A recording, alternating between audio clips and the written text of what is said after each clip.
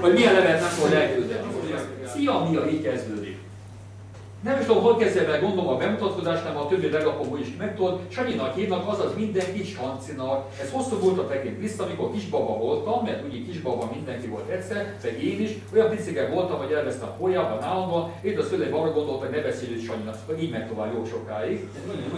Igen, jó, igen. És Sándornak, mert ez olyan felnőttes, legyen inkább valamilyen kis apró kis Sanci. Hát így lettem Sanci, és maradtam is a mai napig, pedig már nem voltak pelenkás, hogy babakocsival se nem közlekedek, és polyát sem nagyon látok. Pedig mégis sokszor kívánnak érzem magam manapság, talán hiányzik a babusgatás, a szakmám. Na ez jó, ez volt egy el.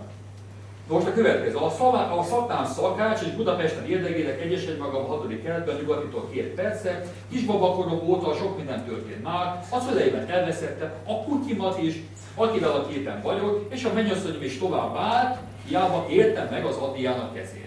Így most itt vagyok, a sarkamba álltam, és próbálom megtalálni, akit már egész életemben születésem, vagy spermakorom óta talán lányek, talán te vagy az, talán igen, de olyan sok mindentől függed, és tudom, hogy véletlenül nincsenek. Várom a válaszodat, ha kicsit is felkeltettem érdeklődésedet, amúgy 8 éves korom volt, olyan folyton fürdő, és imádom a szakmámat, bár kövén nem vagyok, ebben eltek a többi munkatársamtól. Én olyan inkább hiperaktív fél emberke vagyok, minden tére, néha festetett képeket is, de mostanában nem volt példa rá. Alapjáraton romantikus vasúly vagyok, de nem pacsker, komolyan nem, most megyek és remélem hallok még felőle, te kis aranyos, üdvözlettel Sanci, ja igen, igen, és akkor megadja a telefonszámát. No, most a következő hibá.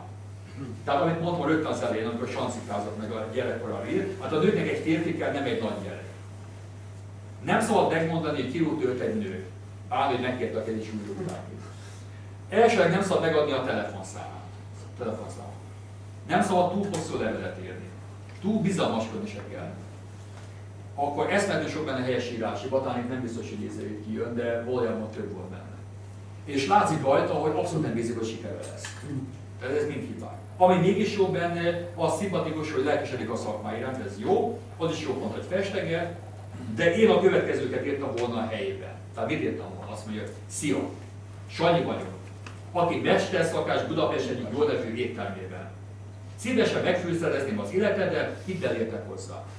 Szerintem ez jobb lett volna a két sor, mint az a hosszú ajtét. A lényeg benne a érdeklődési felkeltét. Na. Tehát ha neten, ha valaki jó levelet tud írni, annak valószínűleg nyert ügye van. Többi szinte részletkérdés. No, tanácsaimban remélem ez hozzájárult tanár, ki kell próbálni, és semmi veszteni való nincs. Egyébként a nőket sokkal könnyebb felszedni, mint